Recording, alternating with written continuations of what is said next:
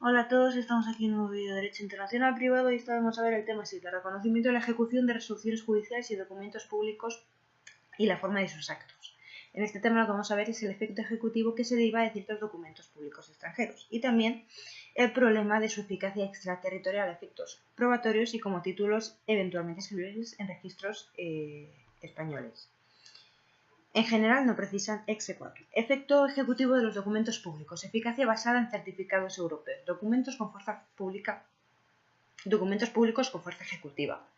Fuera del ámbito del derecho de la Unión Europea, la Ley de Cooperación Jurídica Internacional establece que los documentos expedidos o autorizados por autoridades extranjeras serán ejecutables en España si lo son en su país de origen y no resultan contrarios al orden público. Es decir, simple y llanamente, que un documento expedido autoridad o autorizado por una autoridad extranjera es ejecutable aquí en España si lo es en su país de origen y no es contrario a nuestro orden público. Ya está. Eficacia basada en certificados europeos. El certificado europeo es un modelo por el que se obliga a tener en cuenta, sin necesidad de procedimiento adicional alguno, decisiones judiciales y actos contenidos en documentos extranjeros, facilitando así la circulación. Sus rasgos es que las decisiones certificadas en el país de origen se convierten en título ejecutivo sin tener que pasar por otro procedimiento de control en el país de ejecución. La sede de control está en el país de origen y la eficacia extraterritorial de la decisión certificada en el país de origen es un medio alternativo para alcanzar la eficacia de la resolución. Materias sobre las que se proyecta por restitución de menores en secuestro internacional, cobro de una cantidad, proceso monitoreo europeo, obligación de alimentos, certificado sucesorio europeo, etc. Funcionamiento. El ejemplo del TEE. Esto es importante porque apareció varias veces en los exámenes, ¿vale? Para explicar el funcionamiento vamos a tomar el modelo del Reglamento 805/2004 sobre el título ejecutivo europeo para créditos no impugnados. Se trata de un modelo que permite que ante un crédito no impugnado y firme en un Estado miembro, el órgano jurisdiccional de origen expedirá el certificado del título europeo. Bien, un crédito no es impugnado si el deudor lo ha admitido expresamente o no lo ha impugnado, o habiéndolo impugnado, no ha comparecido en la vista. Pueden ser objeto del TEE, del título ejecutivo europeo, las resoluciones judiciales, transacciones judiciales o documentos públicos otorgados en un Estado miembro a excepción de Dinamarca, cuyos efectos ejecutivos se extenderán a todos los países de la Unión sin necesidad de control ni procedimiento alguno en el país donde debe llevarse a cabo la ejecución. La autoridad que entiende en origen tendrá que respetar los foros de competencia exclusivos del Reglamento de Bruselas I refundido y el mínimo material uniforme. Es decir, el procedimiento de notificación, el deber de información y el derecho de revisión. El control reside en el país de origen o de emisión de certificado. Una vez dictada la decisión y emitida por la autoridad que sea competente, el certificado de título ejecutivo europeo, contra el que no cabe recurso, es título de ejecución. Por tanto, la decisión puede ser objeto de ejecución en todos los demás Estados miembros. El reglamento del TEE incluye los formularios normalizados de certificado de título ejecutivo europeo, que han de ser cumplimentados por el órgano jurisdiccional. El Estado miembro de ejecución abrirá las posibilidades de recurso al deudor en los supuestos en los que haya decisión inconciliable con la cual se pretende ejecutar en ese Estado miembro o en otro, aunque en ningún caso podrá ser objeto de una revisión del fondo del asunto, ¿vale? La ejecución tiene que desarrollarse conforme a las exigencias normativas establecidas por el país de ejecución, ¿vale? Y no de origen, sino de ejecución. Eficacia probatoria registral de las resoluciones judiciales y los documentos extranjeros. Eficacia probatoria y validez del documento. Los documentos públicos extranjeros, como notariales, registrales, administrativos, etc., pueden servir de medio de prueba en España, ¿vale?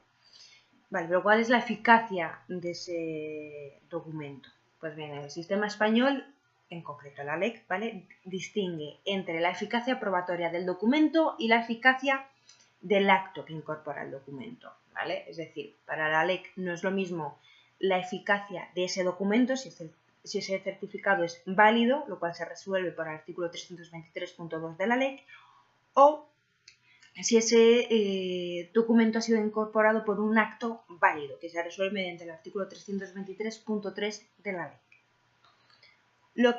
Si lo que se pretende es que el documento público extranjero sirva como medio de prueba, es decir, que tenga eficacia probatoria, se tendrá que cumplir la validez conforme a la ley de otorgamiento, además de otras exigencias como son la traducción y la legalización o la apostilla. Recordemos que la apostilla sustituye a la legalización entre los estados que hayan firmado el Convenio de la Haya.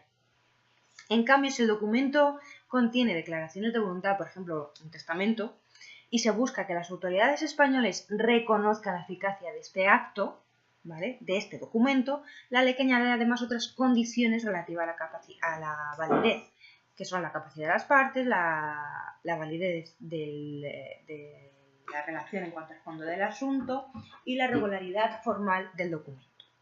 Los requisitos comunes: conformidad con la ley del lugar de otorgamiento, la legalización o apostilla y la traducción. El documento debe ser formalmente válido conforme a la ley del país de otorgamiento. Y en la práctica se exige la legalización y la traducción. Recordemos que la legalización en países que hayan firmado el Convenio de la Haya, pues no es necesaria, y lo que se utiliza es la apostilla, que es como un sello. La eficacia registral. Como consideraciones generales al régimen jurídico, diremos que la regulación del acceso al registro español de resoluciones judiciales y documentos públicos extranjeros está subordinada, primero, al derecho convencional, al derecho de la Unión Europea, pero en cuanto al procedimiento y los requisitos y los efectos de los asientos, al derecho español. La regulación de acceso al registro está dispersa en 3 leyes: la Ley de Cooperación Jurídica Internacional, la Ley de Jurisdicción Voluntaria y a la Ley de Registro Civil cuando entre en vigor. En principio son títulos de acceso al registro las resoluciones judiciales extranjeras, los documentos públicos extranjeros y las certificaciones registrales expedidas por autoridades extranjeras. El acceso al registro requiere bien ex equatur o bien reconocimiento incidental ante el encargado del registro. La Ley de Cooperación Jurídica Internacional. Esta ley se aplica a las resoluciones judiciales extranjeras recaídas en procedimientos extranjeros, contenciosos y los procedentes en el ámbito de jurisdicción voluntaria. Para el acceso al registro español de resoluciones judiciales, el encargado del registro deberá constatar la regularidad y autenticidad formal de los documentos presentados, la inexistencia de motivos de denegación y además deberá notificar su decisión. La inscripción de los documentos públicos requiere constatar que la autoridad extranjera haya intervenido desarrollando funciones equivalentes a las que desempeñan las autoridades españolas en la materia de la que se trata, es decir, que tenga una función análoga. Y adicionalmente está subordinada a que cumplan los requisitos establecidos en la legislación específica aplicable. La Ley de Jurisdicción Voluntaria. Esta tiene por objeto la regulación de expedientes de jurisdicción voluntaria que se tramiten ante los órganos judiciales. Se definen como aquellos que requieran la intervención de un órgano jurisdiccional para la tutela de derechos e intereses en materia de derecho civil y mercantil, sin que exista controversia que deba sustanciarse en un proceso contencioso. Las actuaciones de jurisdicción voluntaria pueden dar lugar a una diversidad de actos. Unas son de creación, modificación y extinción de situaciones y relaciones jurídicas que necesitan intervención judicial, otras son de constatación o de recepción de una declaración de voluntad y se contienen en otros documentos públicos. Las resoluciones extranjeras dictadas por autoridades judiciales o no judiciales extranjeras en el ámbito de jurisdicción voluntaria están sometidas a las causas de denegación contenidas en la Ley de Jurisdicción Voluntaria. Es preciso que el control de la competencia de la autoridad extranjera. Además, no podrá comportar una vulneración del orden público español ni una infracción de derechos de defensa o violación de un derecho fundamental o libertad pública de nuestro ordenamiento. Para los documentos públicos extranjeros expedidos por autoridades no judiciales en materia que, conforme a la Ley de Jurisdicción Voluntaria, no estén sujetas a una intervención judicial, como son la modificación de poderes de un tutor o las capitulaciones matrimoniales, se contempla una norma idéntica al artículo 97 de la Ley de Registro Civil del 2011. Es decir, que el documento público tendrá que haber sido otorgado por una autoridad extranjera competente y deberá ser inscrita. no puede vulnerar el orden público y además requiere que la autoridad encargada en el registro fiscalice hasta cierto punto la intervención de la autoridad extranjera para determinar que ejerció funciones equivalentes a la autoridad española. Y por último, el hecho o acto contenido en el documento tiene que ser válido conforme al ordenamiento designado por las normas españolas de derecho internacional privado. Las certificaciones registrales contarán en la futura Ley del Registro Civil de 2011 con un régimen de reconocimiento ad hoc, que en buena medida es el establecido en la DGRN. En materia del Estado civil, el registro civil es competente para la inscripción de hechos que afecten a españoles o que afectando a extranjeros hayan tenido lugar en territorio español, por ejemplo, nacimiento o matrimonio. Aunque también hay algunos regímenes especiales, ¿vale? Comúnmente, pues eso, a españoles o extranjeros que tengan que ver con el territorio español, y hay otros regímenes especiales de inscripción, pero bueno, eso no tiene mucha importancia. La jurisprudencia de la DGRN. Los documentos públicos notariales extranjeros sobre compraventa de inmuebles sitios en España han visto cuestionado su acceso al registro español, porque necesitan escritura notarial española.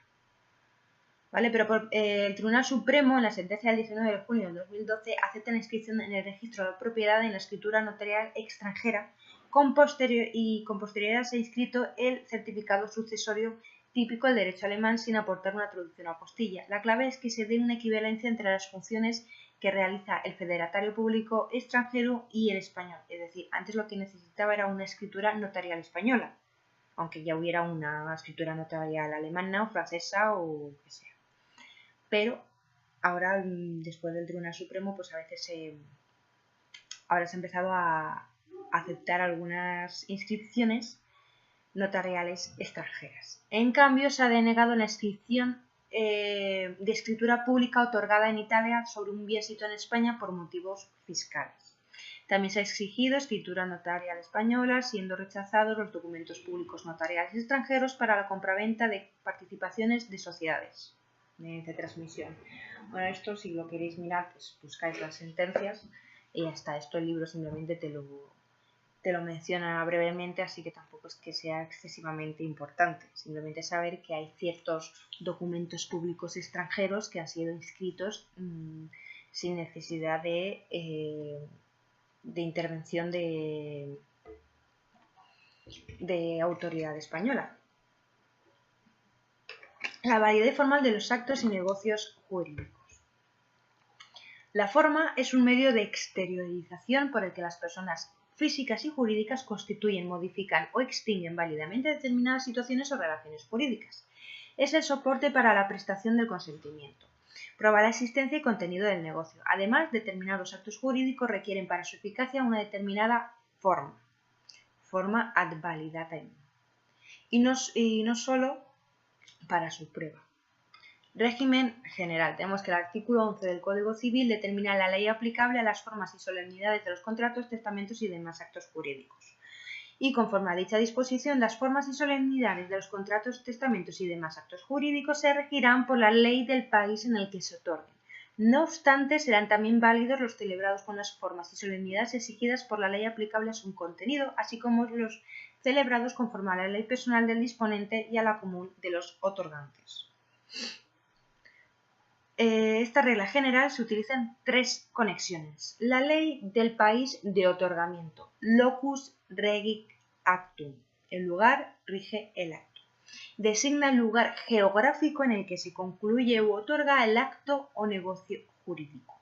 Dicha ley puede coincidir con la de la autoridad interviniente